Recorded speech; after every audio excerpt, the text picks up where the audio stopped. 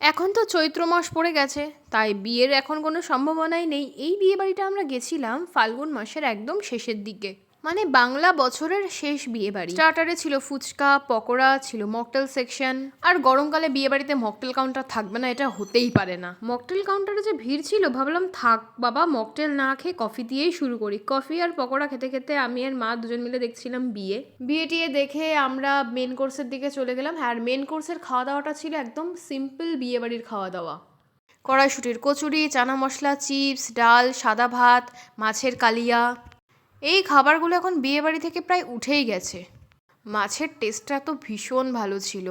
তারপরে দিয়ে গেল স্যালাড। আমি টমেটো ভালো খাই বলে আমার মা আবার আমাকে একটা টমেটোও দিয়েছে। তারপরে দিল ফ্রাইড রাইস আর চিকেন কষা। চিকেন কষাটা অসাধারণ খেতে ছিল। ডেজার্টের মধ্যে ছিল চাটনি, পাঁপড়, কালাকাঁদ, রসগোল্লা ছিল। আমি রসগোল্লাটা খাইনি। আর অলওয়েজ চাটনি আর পাঁপড়টা দুবার করে নিতেই হবে। লাস্টে ছিল আইসক্রিম। আইসক্রিম খেয়ে একটু ঘোরাঘুরি করে আমরা চলে আসলাম বাড়ি। তো চলো, আজকের মতো ব্লগটা এখানেই শেষ। দেখাবে অন্য ভিডিওতে। টাটা।